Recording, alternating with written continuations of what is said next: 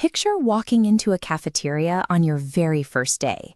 It's loud, it's chaotic, and everywhere you look, friend groups are already huddled together in their own little worlds.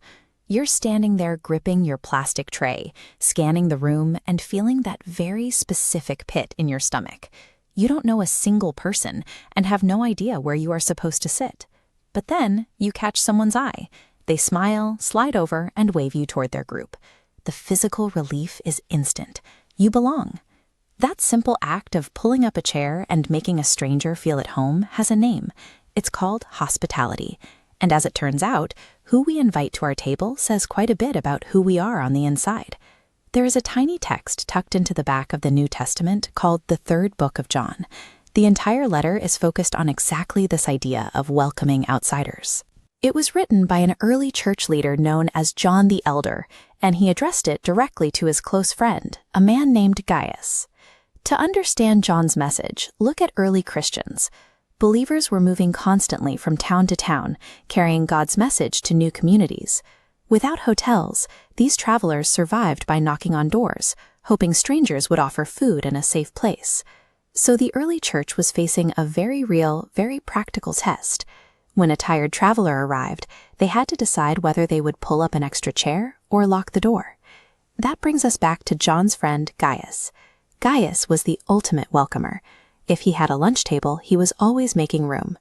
John writes that it brings him incredible joy to hear from other believers that Gaius is walking in the truth. For Gaius, walking in the truth looks like opening his front door and feeding these traveling teachers, even when they are complete strangers to him. John encourages him to keep it up.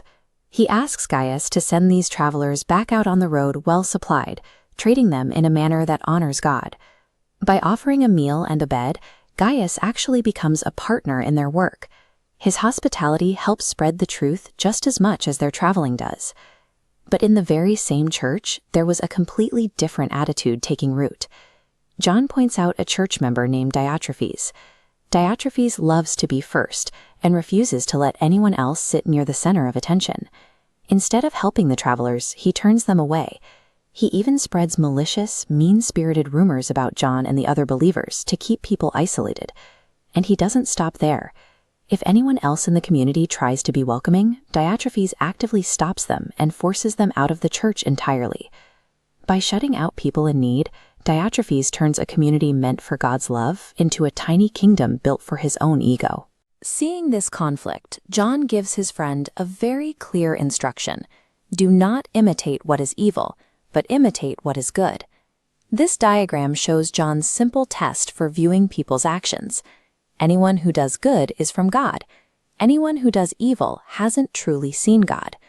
To prove his point, John points to a third man named Demetrius. Demetrius passes this test with flying colors. John notes that Demetrius is well spoken of by absolutely everyone in the community. Even the truth itself speaks well of him, because his everyday actions consistently match his beliefs. Through their generosity, Gaius and Demetrius prove their faith to the world. Diotrephes, through his selfishness, fails the test.